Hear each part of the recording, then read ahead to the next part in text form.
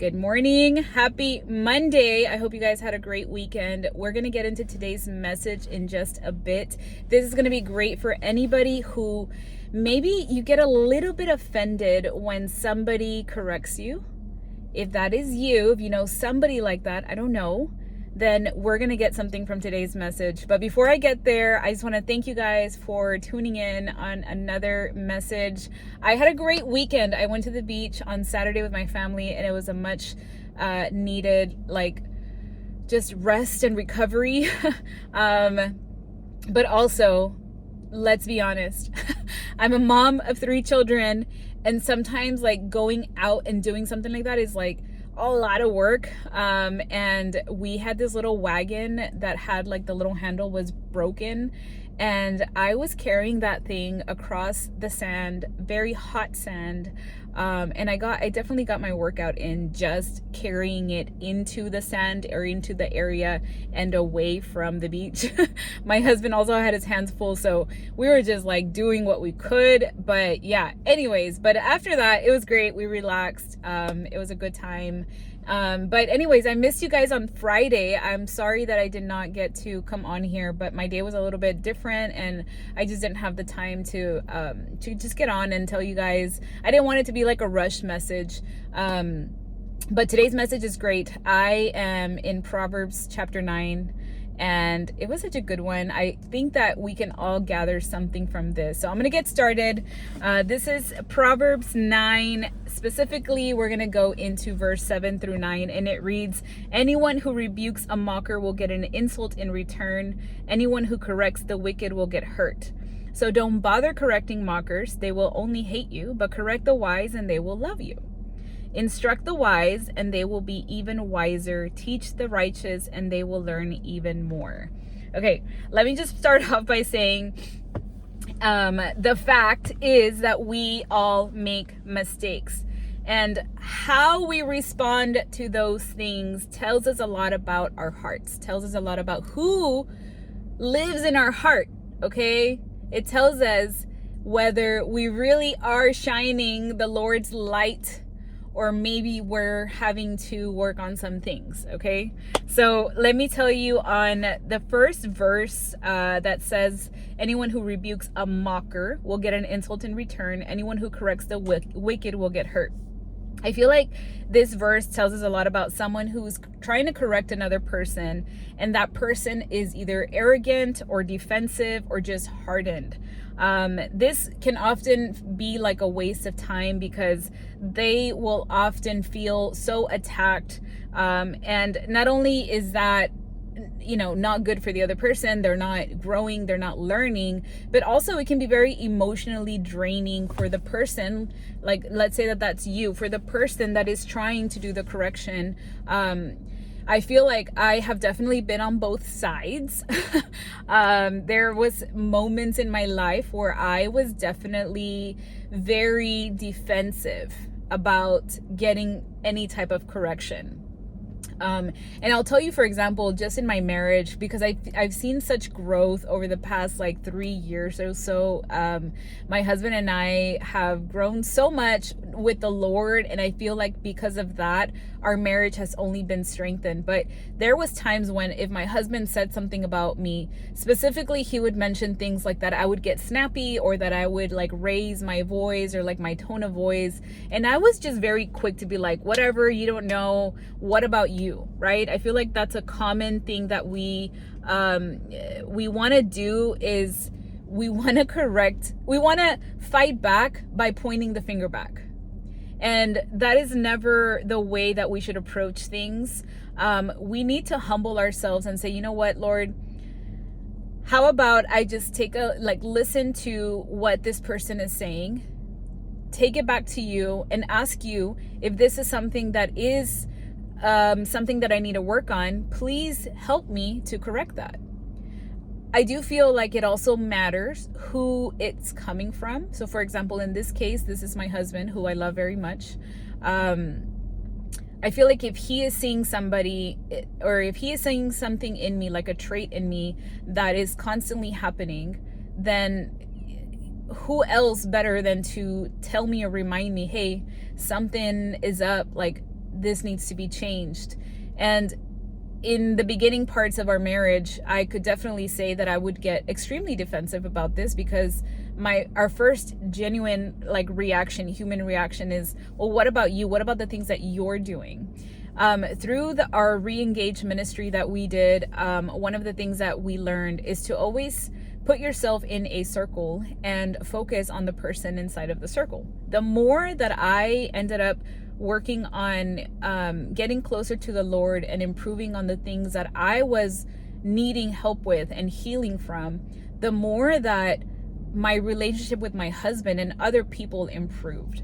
And yes, that is hard. That's a hard thing to swallow. That's a hard thing to have to accept. However, we need to remember that we are flawed. We are that our flesh is weak, and that ultimately we need to humble ourselves, remove all pride, and accept correction from those that love us. So the mocker here is someone who is going to feel above correction. They're going to sometimes even use sarcasm or defensiveness to deflect from the issue. They typically will criticize everyone else, but then don't grow themselves. I don't know how many people I know like this, that just completely feel like they are the victim. They feel like everybody is so bad, but they never take a look at, well, if this keeps happening to me, is this other people that are wrong, or is this me who is the problem? And they typically will see rebuke as an insult, not an opportunity to grow. And honestly, we can't force people to receive wisdom. Some people really are not ready. They're not ready to be open, to have their hearts open to change. Sometimes the best thing we can do right now is to know when to walk away from the conversation. I feel like it's just going to be really hard. And again, like I mentioned earlier, it's very emotionally taxing when you're trying to correct somebody that maybe you genuinely love and care for. And it's almost like you want them to see it how you see it, but the more you do it and the more defensive they get, it ends up being just very draining for you. That really the best thing you can do at that point is to pray for them and to walk away from conversations. And this can be anybody. This can be like a family member, a close friend, a coworker. I would just highly suggest and recommend to not go at it with a total stranger. That typically, especially without any type of context or any type of relationship there, is really hard for you to try to go correct somebody who you don't know at all. And the best way that I can describe this, or that I can give an example of this, is social media. I feel like so many people are really quick to judge people on social media when really you know nothing about them.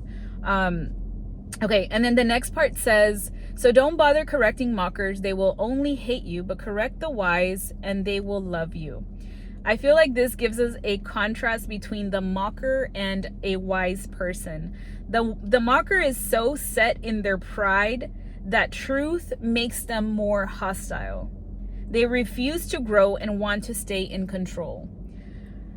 Oh gosh, I feel like, again, I relate to this because I have been that person that is so stuck in control and in I am right, I refuse to change, that you just stay stuck in this negative thing. And I just challenge you today for you to think about your current state of health, mental health, your current state of joy and peace. If you're somebody that feels like you cannot keep a friend, that you feel like people just don't understand you, that you feel that everybody's against you, this is a quick heart check that you need to have. Are you willing to change who you are to be a better person? Or are you wanting so much control that you want to just stay where you're at because you feel that you're perfect? A wise person, however, is going to welcome correction. And let's be clear that correction is never going to feel good. A wise person, however, will leave their pride aside and welcomes correction because they know it's for their good. I'm going to give a quick example here. So in medicine, obviously you're constantly learning, and if you at any point feel that you are just the one that knows it all, you're definitely going to make mistakes when it comes to patient care. There is a reason why there is continuing education for most providers and people that offer care to people, right? Because healthcare changes, medicine changes, and not only that, but every person is so individual, so specific, that one disease process may look different from one person to another. And if you feel that medicine is cookie cutter, that you can go and put the same type of treatment to every person, then you're already failing. You're already missing out on the beauty of practicing medicine. Because one of the things that I absolutely love about my medical career, and especially now that I've gone into functional medicine, is just how much you can personalize the approach for a treatment for a certain disease process. I love the fact that I get to play detective every single day. That's just my nature, that I really enjoy that. But I'll give you an example, and this has nothing to do necessarily with functional medicine or anything, but like just in my past, I remember there was this one patient that I saw. This was like early in my career, that I used to like remove skin tags all the time, and this was a very flesh looking little thing on their back. And I was like, oh, this is great. I've done these all the time. So I go and I cut this off, right? And, I notice that there's a little bit more bleeding. And I'm like, okay, well, that's not cool. So I'll put pressure, whatever, it stops. I'm like, cool, I'm good. But I had this feeling when I was finishing up with the patient, I had this feeling like, oh, snap. I hope that this was not something else. So I told the patient, keep an eye on it. If anything happens and you're noticing any more bleeding, please come back. So, tape them up. And I tell the manager, hey, just FYI, I did this to this patient. If he calls or comes back, please let me know. And I had to go to lunch or something like that right after that. So anyways, not even 15 minutes into my lunch period, I get a call from the manager. Hey, he's back and he is like bleeding all over the place. He's with his wife. Let me know what we can do. And I'm like, don't worry about it. Like in my head, I was like, I already knew it. I knew it, but whatever. So I go, anyways, long story short, it ended up happening that I removed something that I should not have removed. It wasn't anything, malignant or anything like that, but it was not a skin tag. Let's just put it that way. But I had to swallow my pride and just go knock on the door where the doctor was at. He was treating somebody, and I'm like, I hate to bother you, and I knock on the door and I'm like, I have this patient, this is what happened, I'm pretty sure I messed up, but I need you to help me in this moment so that I can learn what I did and how to avoid this again. And it was such a moment of like, swallow your pride and like admit that you were wrong. Go get help from somebody that has more knowledge on this particular topic. And anyways, the doctor went in. It ended up being nothing. Like, by the time he was gonna go do something about it, the bleeding had stopped. But I did sit down with him after, and I could have avoided this. I could have just gone on with my day and not have had this conversation. But I chose to sit down with him and have a conversation. And I said, how bad did I mess up, and what can I learn from this? And I feel like that's how I approach a lot of things now. That was a really good moment for me to remember, hey, you're never going to know everything. And the more that you can admit that you don't know everything, the better person you're going to be for it, because you just have that growth mentality, and it's going to be better for you. So correction never feels good, but it is necessary in order for us to have growth. So I come in today and I ask yourself, do you get defensive when somebody challenges you? And number 2, do you shoot the messenger or do you examine the message? And then number 9, the 9th verse, it says, instruct the wise and they will be even wiser. Teach the righteous and they will learn even more. I love this one because the wise don't just receive correction, they multiply it. They take the instruction and build on it. They lean in and know that there must be more that they need to learn. I have accepted this about myself, or not about myself, but I have accepted this as just a new way of being. There was a shift in my life at some point that I remember just really diving into like personal development, because I knew, hey, you know what, there's a lot of things about me that I am not happy with, that I'm hearing constantly, whether from my husband or like a family member, that I was like, you know what, there's things in me that I know are not right, so how can I improve those things? And that's when I got into like podcasts and things like that. You know, honestly, I should have just gone to the word, because the word has been obviously the best source of wisdom, of like learning who you are, of healing. But at that point, I just went into personal development, and you know, it was a good entryway into having a growth mindset and having the mindset of just being corrected and learning from those things. So if there was something that I could do different, is honestly, I would have just picked up my Bible sooner, because there is no wisdom out there that is going to be above the Lord's word. But having a teachable spirit is a sign of spiritual maturity. Hallelujah. Thank you, God, that we can all get to that point, that we can all strive to be that person, to be teachable in every single thing, in every single aspect of our life. If you want to grow, don't just wait for truth to come to you. Go look for it. Go look for it. I am an avid Googler. I love to go look for information that's going to make me wiser. My current season, I have been asking the Lord, Lord, give me wisdom to help those that you're putting in front of me, and help me to just grow from that. Help me to know what direction you want me to go in their care. I recommend that we all start learning how to ask more questions and welcome feedback. Sometimes I will go to my husband and I'll say like, hey, you know, babe, I'm like, I love you. How can I be a better wife to you? And he always like looks at me like, no, you're fine. And I'm like, no, seriously, like, how can I love you better? What is it that you need from me?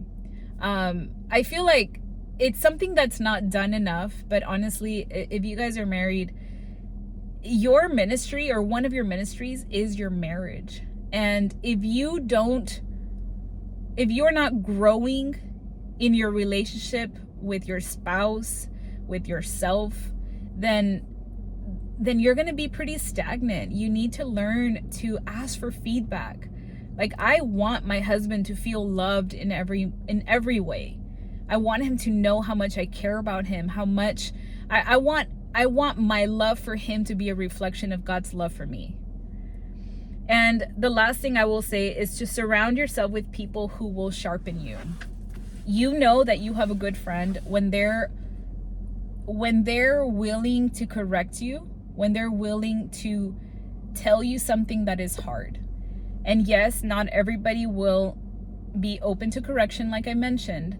But if you can start being that person, if you can start being the person that is open to correction, that is willing to receive wisdom, that is willing to learn, then you're already doing so much more than so many people. Just start focusing on yourself. Start focusing on like, what can I do to be better? What can I do to learn more? Lord, like, give me more wisdom. Help me to have your wisdom so that I can approach everything with humility. Right? I don't know who this message is for, but I just feel like there's a lot of us that could definitely learn from this message, because there is always room for growth. There is always room for improvement. You are never the wisest, you're never going to be the one that knows all of it. It is okay to not know everything, and it is okay if you don't. Just be okay with it. Okay? Anyways, I hope you guys were blessed with this message. I'll see you all tomorrow. Bye.